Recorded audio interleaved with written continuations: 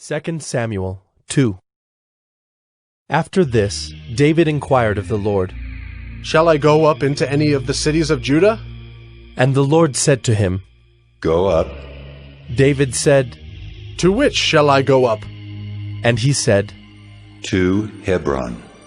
So David went up there, and his 2 wives also, Ahinoam of Jezreel, and Abigail the widow of Nabal of Carmel.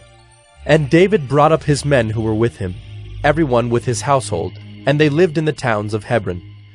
And the men of Judah came, and there they anointed David king over the house of Judah. When they told David, "It was the men of Jabesh Gilead who buried Saul," David sent messengers to the men of Jabesh Gilead, and said to them, "May you be blessed by the Lord, because you showed this loyalty to Saul, your lord, and buried him. Now may the Lord show steadfast love and faithfulness to you, and I will do good to you because you have done this thing. Now therefore let your hands be strong, and be valiant, for Saul your lord is dead, and the house of Judah has anointed me king over them." But Abner, the son of Ner, commander of Saul's army, took Ishbosheth, the son of Saul, and brought him over to Mahanaim. And he made him king over Gilead and the Asherites, and Jezreel and Ephraim, and Benjamin and all Israel. Ishbosheth, Saul's son, was 40 years old when he began to reign over Israel, and he reigned 2 years. But the house of Judah followed David. And the time that David was king in Hebron over the house of Judah was 7 years and 6 months. Abner the son of Ner, and the servants of Ishbosheth the son of Saul, went out from Mahanaim to Gibeon. And Joab the son of Zeruiah and the servants of David went out and met them at the pool of Gibeon. And they sat down, the one on the one side of the pool, and the other on the other side of the pool. And Abner said to Joab, "Let the young men arise and compete before us."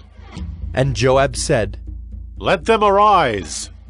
Then they arose and passed over by number, 12 for Benjamin and Ishbosheth the son of Saul, and 12 of the servants of David.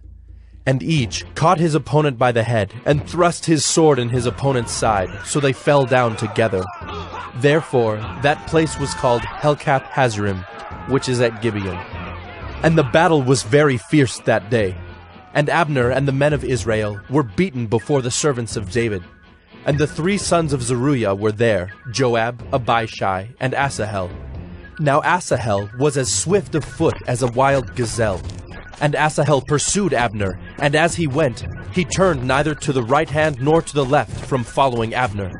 Then Abner looked behind him and said, "Is it you, Asahel?"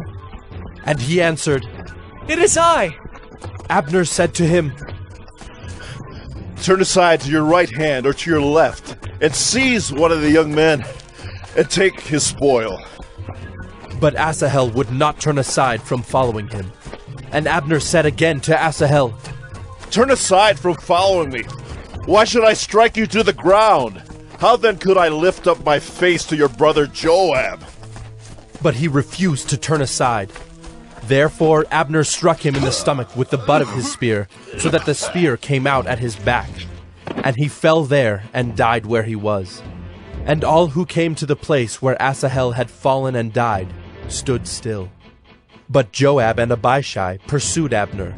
And as the sun was going down, they came to the hill of Ammah, which lies before Giah on the way to the wilderness of Gibeon. And the people of Benjamin gathered themselves together behind Abner, and became one group, and took their stand on the top of a hill. Then Abner called to Joab, "Shall the sword devour forever? Do you not know that the end will be bitter? How long will it be before you tell your people to turn from the pursuit of their brothers?" And Joab said, "As God lives, if you had not spoken, surely the men would not have given up the pursuit of their brothers until the morning." So Joab blew the trumpet, and all the men stopped, and pursued Israel no more, nor did they fight any more. And Abner and his men went all that night through the Arabah. They crossed the Jordan, and marching the whole morning they came to Mahanaim. Joab returned from the pursuit of Abner. And when he had gathered all the people together, there were missing from David's servants 19 men besides Asahel. But the servants of David had struck down of Benjamin 360 of Abner's men. And they took up Asahel, and buried him in the tomb of his father, which was at Bethlehem. And Joab and his men marched all night, and the day broke upon them at Hebron.